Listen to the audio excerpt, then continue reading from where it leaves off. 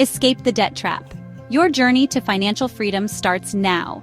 Welcome to the channel, everyone. Today, we're tackling a topic that's close to all of our hearts: debt. Millions of people are dealing with debt, from credit cards to student loans, and it's time to break free. We're diving deep into the best strategies for managing and paying off your debt quickly and strategically. This isn't just about throwing money at the problem. It's about understanding the systems, making smart choices, and building a solid foundation for a brighter financial future. So let's ditch the debt stress and unlock your path to financial freedom. How to pay off debt: fast debt snowball versus debt avalanche. All right, so you're ready to tackle your debt head on? Awesome. Let's talk strategy. There are two main methods people use to pay off debt: the debt snowball and the debt avalanche. Both are effective, but they work a little differently. The debt snowball method is all about momentum. You list your debts from smallest to largest, regardless of interest rates. Then, you focus all your extra money on paying off the smallest debt first, while making minimum payments on everything else. Once that smallest debt is gone, you take the money you were putting towards it and roll it into the next smallest debt, creating a snowball effect. This method is great for motivation. Knocking out those smaller debts quickly can give you a psychological boost and keep you going. Now, the debt avalanche method is all about saving money on interest. You list your debts from highest interest rate to lowest, regardless of the amount owed. Then you focus on paying down the debt with the highest interest rate first, while making minimum payments on the rest. This method is mathematically the most efficient way to pay off debt because you're minimizing the amount of interest you pay over time. So, which method is right for you? If you're motivated by quick wins and need that extra push to stay on track, the debt snowball might be a good fit. But if you're more focused on saving money in the long run and want to be as efficient as possible, the debt avalanche is the way to go. Let's illustrate this with an example. Imagine you have two credit cards. Card A, $1,000 balance, 18% interest rate. Card B, $500 balance, 12% interest rate. With the debt snowball, you'd tackle Card B first because it has the lower balance. With the debt avalanche, you'd prioritize Card A because it has the higher interest rate.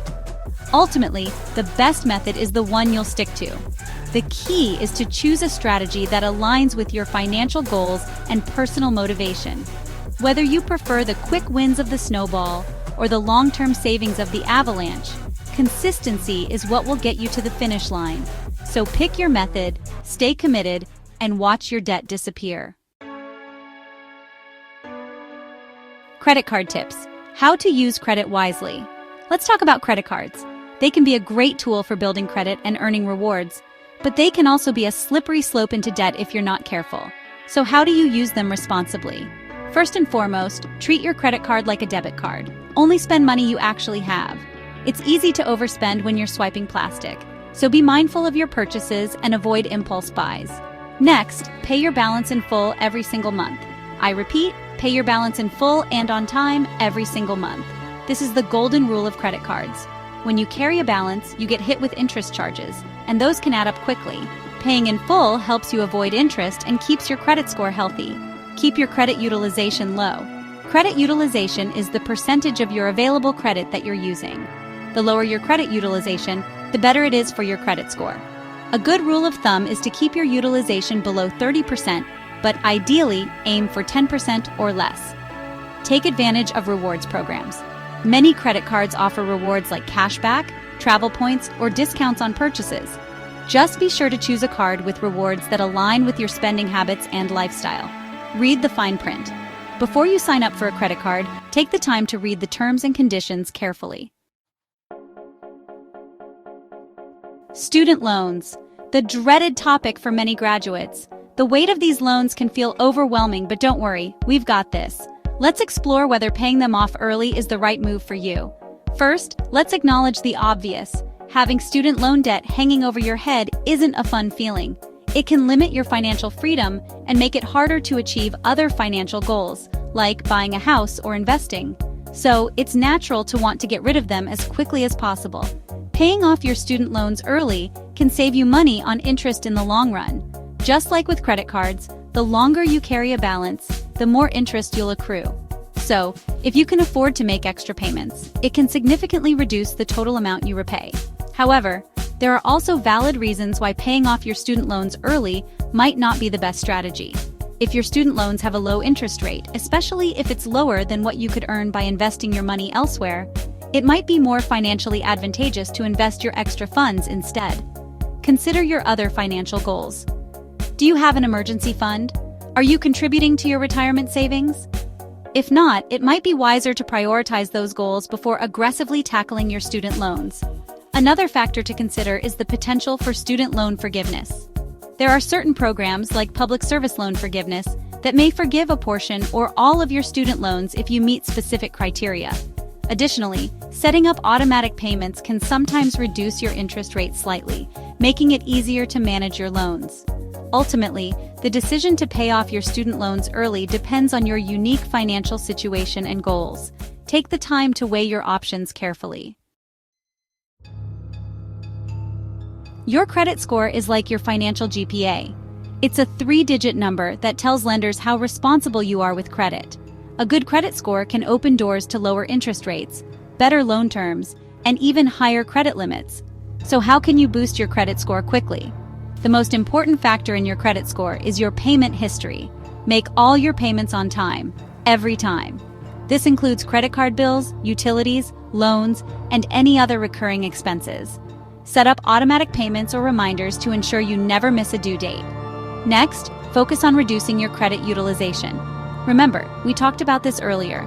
Keep your credit card balances low, ideally below 30%, but aim for 10% or less if you can. Avoid opening too many new accounts in a short period. Every time you apply for credit, it creates a hard inquiry on your credit report, which can temporarily lower your score. So, only apply for credit when you truly need it and space out your applications. Keep your old credit accounts open, even if you don't use them anymore. The length of your credit history is another factor that influences your credit score. Finally, check your credit report regularly for errors. You're entitled to a free credit report from each of the 3 major credit bureaus, Experian, Equifax, and TransUnion, once a year. We often hear that debt is bad, but is all debt created equal? The truth is, there's good debt and bad debt.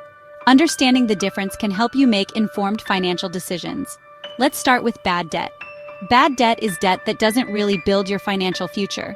It's often associated with consumer spending, like credit card debt for unnecessary purchases, high-interest personal loans, or payday loans. This type of debt typically has high interest rates and doesn't offer any long-term financial benefits. Good debt, on the other hand, is debt that has the potential to increase your net worth or generate future income. This could include a mortgage, which allows you to build equity in a home, a student loan that helps you get a higher-paying job, or a business loan that helps you start or grow a company. The key difference is that good debt is an investment in your future. It's about using leverage strategically to acquire assets or improve your earning potential. Bad debt, however, is often impulsive and can lead to a cycle of debt that's difficult to break free from. Here's an example. Let's say you take out a $30,000 car loan with a 7% interest rate. You love your new car, but it's a depreciating asset, meaning it loses value over time. You're now stuck with monthly payments and accruing interest on something that's worth less and less each year.